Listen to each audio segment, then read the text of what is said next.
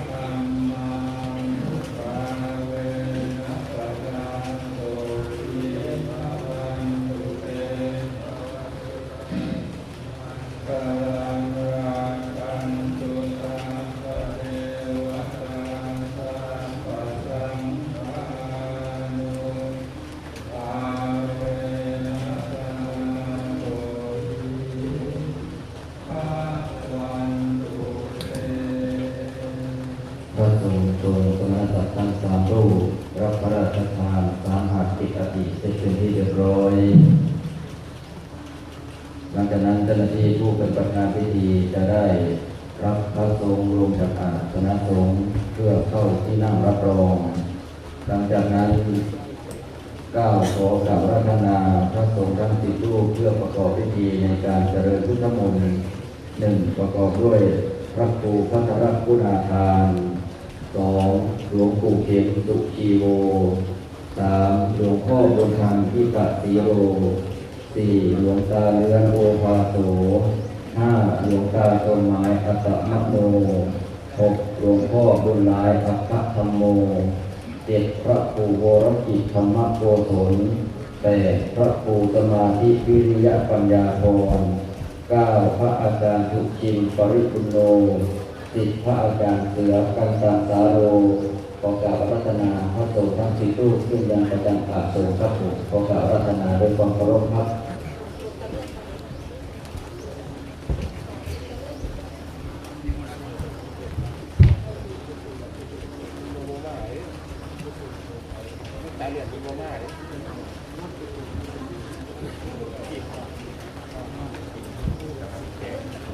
ตามที่พระบาทสมเด็จพระเจ้าอยู่หัวทรง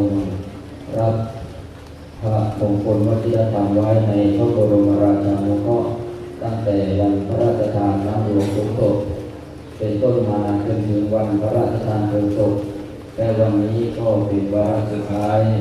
ในการพระบรมราชานุเคราะห์ในพระบาทสมเด็จพระเจ้าอยู่หัวหรือเราเรียกว่าพิธีพระราชทานสามหาเอกอติหลังจากที่ในช่วงเช้าที่ผ่านมาเราได้พระสงฆ์ตลอดถึงประธานในพิธีได้เอกอติเป็นที่เรียบร้อยเราก็จะได้มีการร้องอกอติในองค์หลวงปู่บุญมาคัมภีร์ธรรมโมโดยคณะสงฆ์ที่เราได้รับพัฒนามาก็ได้ขึ้นประจำอาสนะสงฆ์เป็นที่เรียบร้อยหลังจากนั้นเจ้าหน้าที่ผู้ปฏิบัติงานพิธีก็จะได้เข้าเทียบพระครองให้กับพระสงฆ์ทั้ง10 รูปตามลำดับ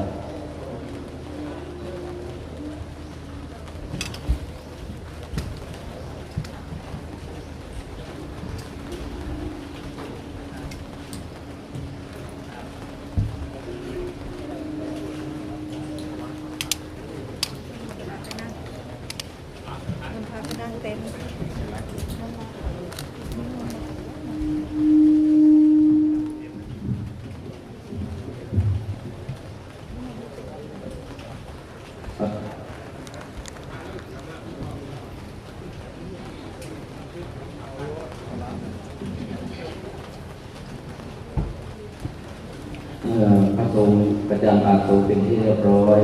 หลังจากนั้นจะได้เชิญท่านประธานในพิธีได้จุดเครื่องนมัสการด้านหน้าโต๊ะหมู่บูชาในโอกาสนี้ขอเรียนเชิญ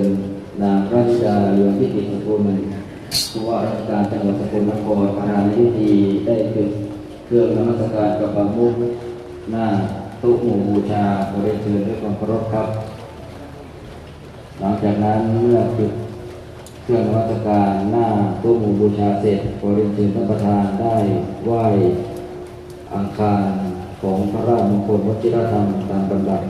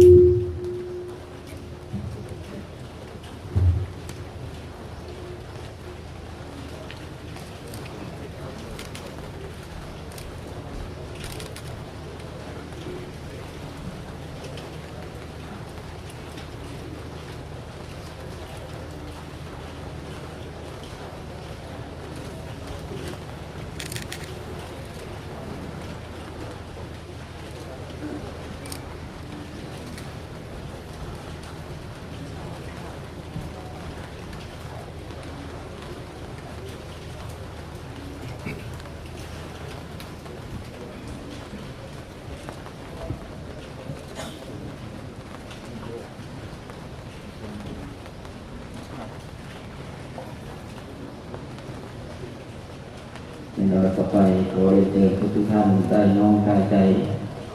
คำสมาทานวิปัสสนาโดยพร้อมเพรียงกัน มะยังพันเตวิสุงวิสุงรักขณทายาติสรเนนะสหปัญจศีลานิยาจามา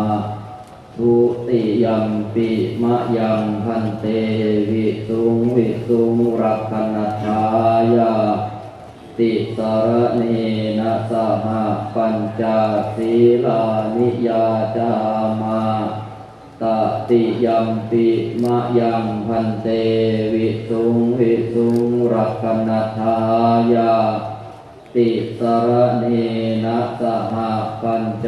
ศีลานิยาจามา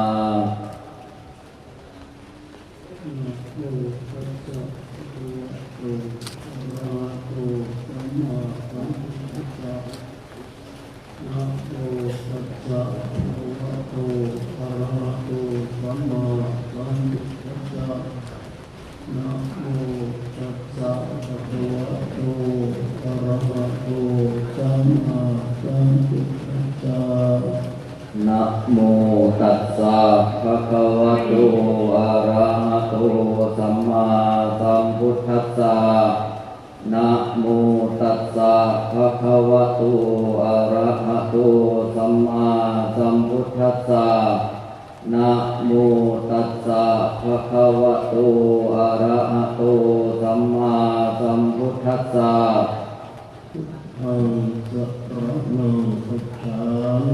พุทธังสรณังคัจฉามิธัมมังสรณังคัจฉามิธัมมังสรณังคัจฉามิสังฆังสรณังคัจฉามิสังฆังสรณังคัจฉามิทุติยัมปิพุทธังสรณังคัจฉามิทุติยัมปิพุทธังสรณังคัจฉามิทุติยัมปิสังฆังสรณังคัจฉามิทุติยัมปิธัมมังสรณังคัจฉามิทุติยัมปิสังฆังสรณังคัจฉามิทุติยัมปิสังฆังสรณังคัจฉามิยัมปิพุทธังสรณังคัจฉามิตติยัมปิพุทธังสรณังคัจฉามิตติยัมปิธัมมังสรณังคัจฉามิตติยัมปิธัมมังสรณังคัจฉามิตติยัมปิสังฆังสรณังคัจฉามิตติยัมปิสังฆังสรณังคัจฉามิติสรณะสัมมานังนิตังอามะพันเตปานาติปาตาเวระมณีสิกขาปะทังสมาธิยามิปานาติปาตาเวระมณีสิกขาปะทังสมาธิยามิทักขินาทานาเวระมณีสิกขาปะทังสมาธิยามิทักขินาทานาเวระมณีสิกขาปะทังสมาธิยามิกาเมสุมิชฌาจาราเวระมณีสิกขาปะทังสมาธิยามิกาเมสุมิชฌาจาราเวระมณีสิกขาปะทังสมาธิยามิมุสาวาทาเวระมณีสิกขาปะทังสมาธิยามิมุสาวาทาเวระมณีสิกขาปะทังสมาธิยามิสุราเมรยมัชฌัปมาทฐานาเวระมณีสิกขาปะทังสมาธิยามิ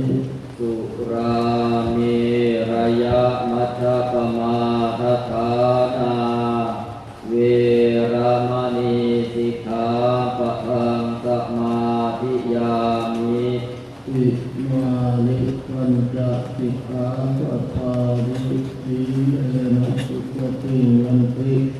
สีเลนะโอปัสัมปทาสีเลนะนิพพุติยันติ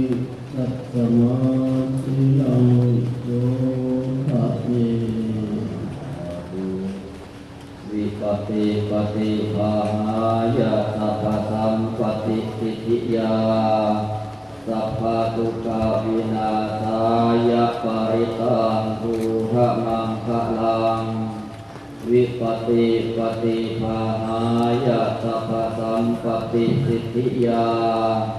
สัพพพยะวินาศายะปริตังทุกขมังคะลังวิปติปฏิภาหายะสัพพสัมปติสิทธิยาสัพพโรควินาศายะปริตังทุกขมังคะลังนะโมยังอุทธัสสะภะคะวะโตปุพพะภะนะมะตุรังกโรมะเต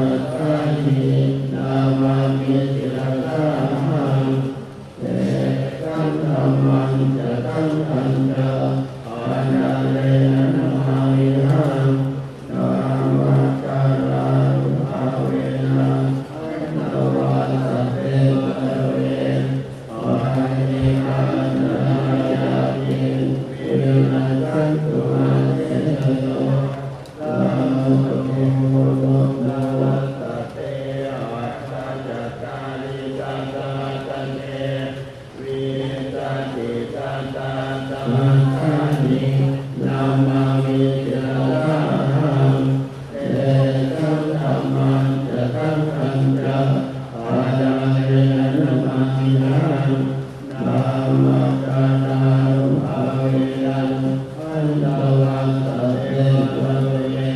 อานิรันตรายาติ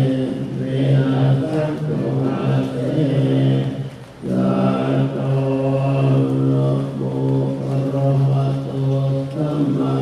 สัมพุทธัสสะมะเนสิโนนะโมตัมมาสัมมาสัมพุทธัสสะวะคะตะเทวะเทนิลานะโมอะระหะโตสัมมาสัมพุทธัสสะเวสุตเตอะริติโนนะโมมาตายารัตตะรัตนันตยะสัตตะพุทธังนะโมมาตติตัสสะสัตตะวัตโตยะสัพพินะโมตัสสะภะคะเวนะวิหัสตุปะนะวะนะโมตัสสะภะคะเวนะสุวัตติโหตุสัมปนานะโมตัสสะสะเตเจนะวิริมิโหมิเตจวะเสวนาจวานาปัญญานังกะเลวนาโอตัสสะโอตัสนิยานังเอตัมโมยะปะมุตตังวะติโรปะเนสวะสุตังโอเวตะตะปุญญาปัสสะสัมมาปะริยิตาเอตัมมังกะโรมุตตังปะโอตัสสะจะติปัญจวินัยโยยะสิโนโสภัสสินาตยาวาจาเอตัมมังกะโรมุตตังมาตาปิโตปะทานังอุตตะนาตัสสะโหอานาโกราชธัมมังนาเอตัมมังกะโรมุตตังกานังจะธัมมจาริยังจาจักยานันตนันตโมอานาวัญชานิกัมมานิเอตัมมังกะโรมุตตังอาราติระติปัปปามัจจัปปนาตสัญญโมอาปัมปันโนจะธัมเมโตเอตัมมังกะโรมุตตังกาลาวจานิวาโตจะสันตุทิจะตังกากาเลนะธัมมัสสวนาเอตัมมังกะโรมุตตังอานิจัตโตวัจจัตตาสัมมานานัจจตังกาเลนะธัมมัสสะกัจจาเอตัมมังกะโรมุตตังอาโมจะธัมมจาริยังจังอริยสัจจานัตตังเอมานาสติกิริยาจาเอตัมมังกะโรมุตตังพุทธัสสะโลกธัมเมหิจิตตังยัตตานังธัมมะเสอาตุตังวิรัจังเทมังเอตัมมังกะโรมุตตังเอตานิสานิกัตตวานาสัมมัตตมะปะลาติตาสัมมานาสุขิกัจจันติอันเตสัมมังกะโรมุตตังติวิสิทธิโสภะคะวะอะระหังสัมมาสัมพุทโธวิริยะจารณะสัมปันโนสุขโตโลกวิโตอารุตตโรปุริสธัมมัสสารติสัทธาเทวมนุสสานังพุทโธภะคะวะติสวากขาโตภะคะวะตาธัมโมสันนิสิโตอะคาริโตเต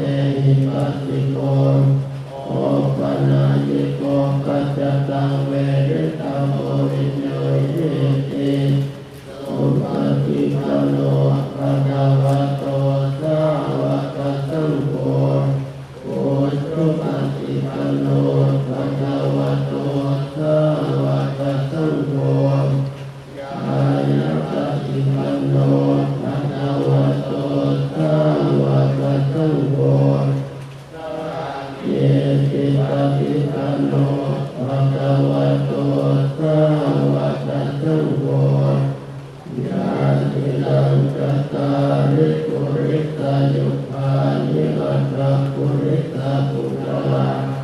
เอตตะภะวะโตสาวกสังโฆอาหุนายโยปะหุนายโยทัพพินายโยอัญญริปะระนิโยอานุตตรังปุญญเจตังโลกัสสะเตมัคคุสมะสมะเตเนมิตัสสะมุดันตังอริเมตรังปุถิตังโอรัตเตนะมาลังอานาทิธัมมวิตินาทิตังวามุนิโนอันเตยัตถาภวตุเตชะยานุรักขังมาราติเตกรรมปิโยจิตตสัมปราติโอรัมปนาระวะกรรมะกรรมะทายาทังอันเตสุรันตวิตินาทิตังวามุนิโนอันเตยัตถาภวตุเตชะยานุรักขังนาราคิริงตะละวรังอภิวัตโมตังจังวัดกิจกรรมตเนวัตุดารุนันตังเอตัมปุเตกวิตินาทิตังวามุนิโนอันเตยัตถาภวตุเตชะยานุรักขังปุถินาคัตตมจิหัตถสุดารุนันตัง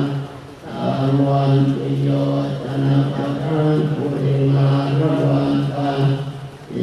เยจิตังปัตตมโนจิตตังวามุนิโนอันเตยัสสะภวตุเตชะยานังกรัตตังตัตตวานัตตะมุตตังอิวะคาปิเนีย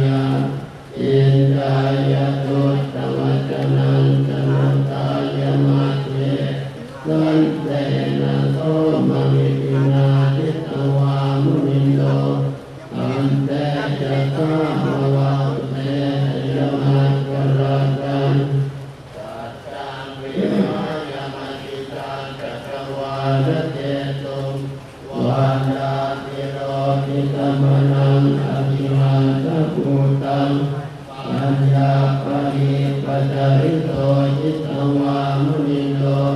อันเตยัสสะภวตุเตชะยานังกรัตตังนันโนปนันตวุตรังวิเดตังมหิติโอเตนะเทระมุตเตนะธัมมาปยันโตเย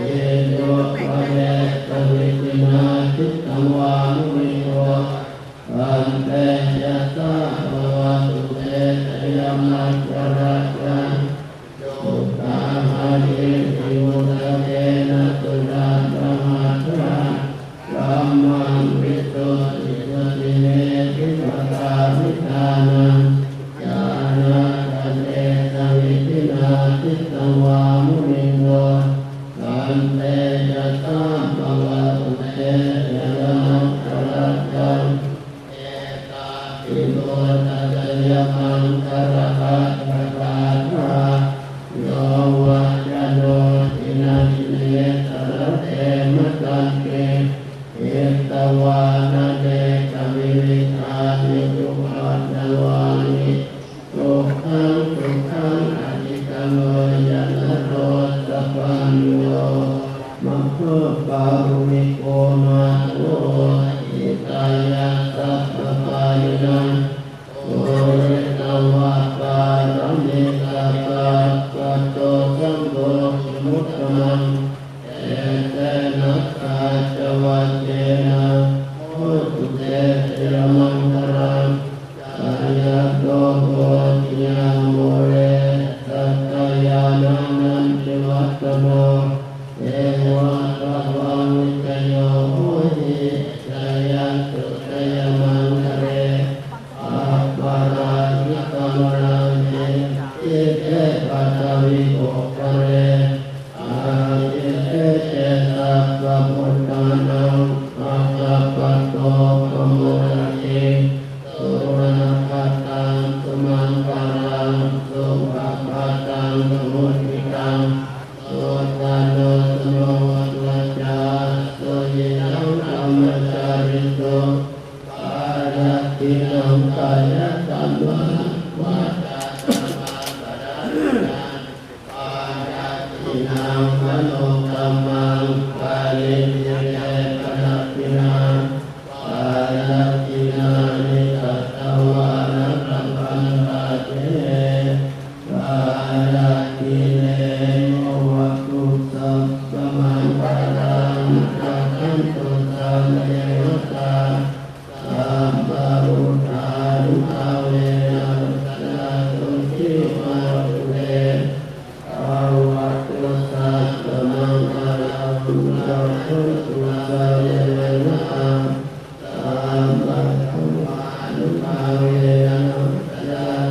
วันตุเต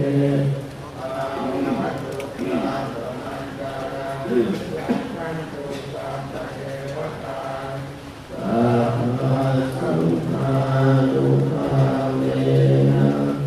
สรัสโตติวันตุเตพระบุตรทั้งติดตู้ได้เจริญพุทธมนต์ถวายพรพระได้สำเร็จลงเป็นที่เรียบร้อยในระดับต่อไปเจ้าหน้าที่ผู้ปฏิบัติงานพิธีจะได้เทียบไทยธรรมเมื่อเจ้าหน้าที่ได้เทียบไทยธรรมเป็นที่เรียบร้อยผมขออนุญาตรายงานผู้เข้าถวายไทยธรรมทั้ง10ท่านตามลำดับประกอบด้วย1นางวนิดาเหลืองทิติสกุลผู้ว่าราชการจังหวัดสกลนคร2นายจันดีอังดีผู้พิพากษาหัวหน้าคณะชั้นต้นในศาลจังหวัดสว่างแดนดิน3นายวีรวัฒน์วีรวังหัวหน้าสำนักงานจังหวัดสกลนคร4นายอภรณ์บุญทะเลผู้อำนวยการสำนักงานพระพุทธศาสนาจังหวัดสกลนคร5นายสุวรรณศักดิ์แก้วธมานายอำเภอสว่างแดนดิน6เมธีหลอดที่อัมพรน้องสาว7เมธีจันทร์ที่อัมพรน้องสาว8พ่อเจริญไปพักดีบุตรชายนายพระนพรประชานันท์นายกเทศบาลตำบลโพใต้ท่านยุทธยงโตสกุลและสุดท้ายนางพัฒนันท์คงศิวามิตรขอเรียนเชิญทั้ง10ท่านประจำหน้าพระสงฆ์ทั้ง10รูปขอเรียนเชิญครับ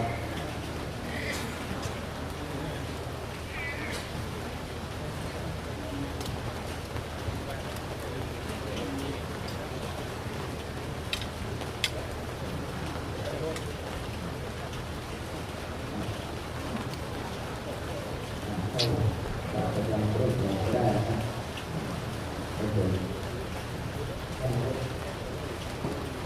ท่านจะเปลี่ยนไปก็ได้เดี๋ยวให้ดูชายก็ได้เอาไปแบบมาเอาคุณแม่ไปแบบมา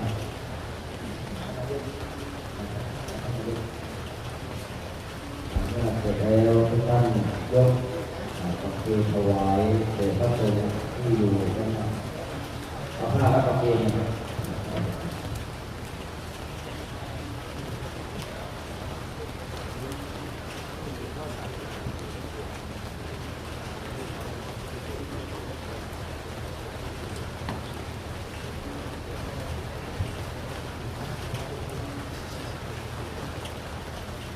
จาก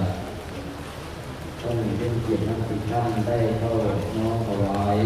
ไทยธรรมแด่พระสงฆ์ทั้ง10รูปเจ้าหน้าที่ผู้ปฏิบัติงานจะได้ถวายเครื่องไทยธรรมหลังจากนั้นจะได้ลาผ้าภูษาโยมแล้วก็จะได้เรียนเชิญก็เลยขยับนี้ไม่หยับพระพยาเข้าถวายพระไตรขออนุญาตรายงานผู้ที่เข้าพระไตรนะครับประกอบด้วยพระเทพเจ้าดังสีเจ้าอาวาสพระป่าสุทาวาส2พระราชวชิรโสพลเจ้าอาวาสวัดถ้ำอภัยดำรงธรรม3พระราชวชิรธรรมสุธีเจ้าอาวาสวัดป่าข้อใหญ่4หลวงปู่คำแปลงเป็นนักที่5พระครูโชติคุณาภรณ์เจ้าคณะอำเภอสว่างแดนดิน6พระครูปนัดประสาทยานุสโมเจ้าอาวาสวัดป่าศรีพนมประชาคมแล้วก็ท่านผู้ว่าราชการจังหวัดสกลนครตามลำดับ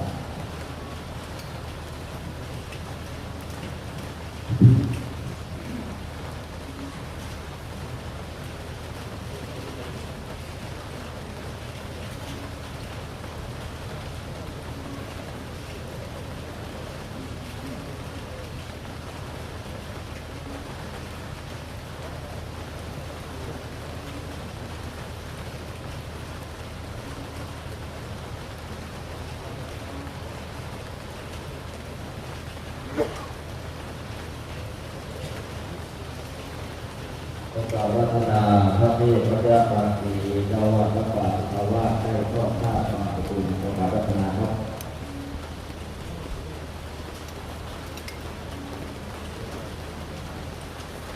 โอกาสรัตนาพระราชวชิระโสพลเจ้าอาวาสวัดถ้ำอภัยดำรงธรรม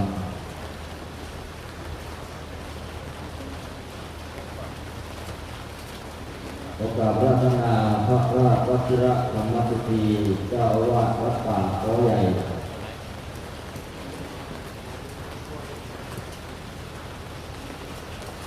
โอกาสรัตนาหลวงปู่คำแปลงบุญนาที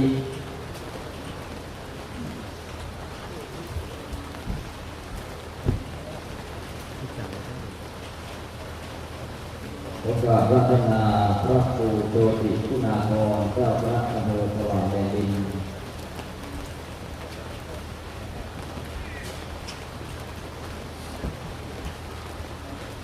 โอกาสรัตนาพระครูประหลัดประกาศญาณุตโมเจ้าอาวาสวัดป่าศรีพนมประชาคมและขอเรียนเชิญนางรัตดาเดือนที่ติสกุลผู้ว่าราชการจังหวัดสกลนครเข้าถวายเข้าทอดผ้าไตรบางคุณบริสุทธิ์ครับ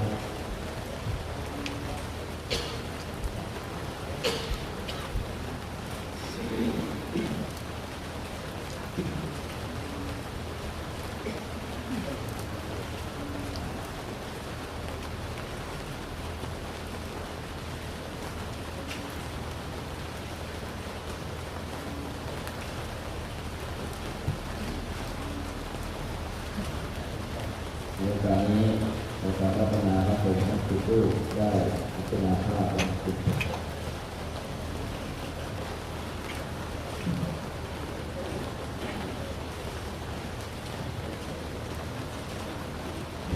นิจจาวัฏสังขารวัฏวายะนมโยอุปติสวานายุทันติเอตังอุปัสโมทุกโขสัพเพสัตตามหันติกามะเรสุจัมริสเรสัพเพมหังมริสามินาทิเยสัพพุทธโย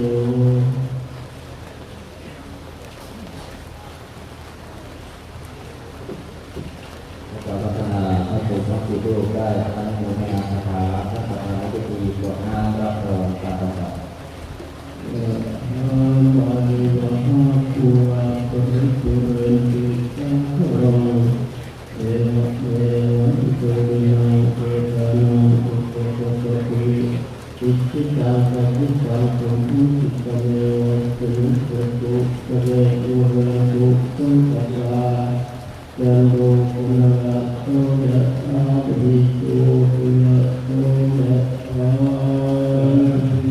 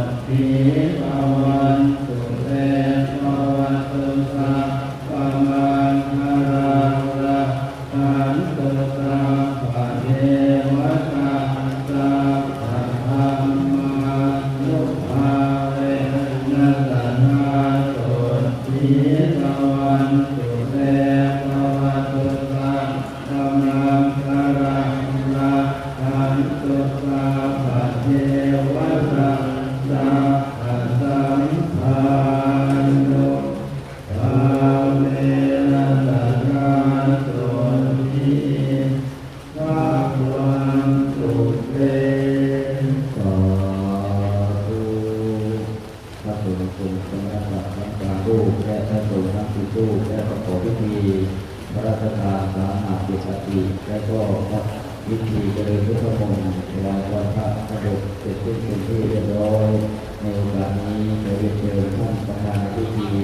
ได้กราบลาบูชาพระรัตนตรัยด้านหน้าโต๊ะหมู่บูชาและกราบลาอภิธาพระราชมงคลวัฒนธรรมและกราบประธานสงฆ์ในพิธีตามระดับโดยในวันนั้นได้รับความเมตตาจากพระเดชพระคุณพระผู้พระเจ้าราชสีเจ้าคณะจังหวัดสกลนครเจ้าอาวาสวัดป่าสุทาวาสเป็นประธานสงฆ์ในการประกอบพิธีพระราชทานสาหาปิสติในพระราชมงคลวัฒนธรรมหลวงปู่บุญมาคัมภีร์รัตโนตลอดถึงพระมหาเถระพุทธรูปที่ได้รับพระนามประกอบพิธีในสาหาของพระราชมงคลวัฒนธรรมและได้รับเกียรติจากนางรัตนาเดชทิติบำรุงผู้ว่าราชการจังหวัดสกลนครสาธารณตำรวจและองค์กรปกครองของท้องถิ่นตลอดถึงศรัทธาทุกท่านที่มาร่วมในพิธีดังกล่าวและเมื่อเสร็จพิธีแล้วคณะสงฆ์จะได้รับพระราชได้ถวายพระทหาร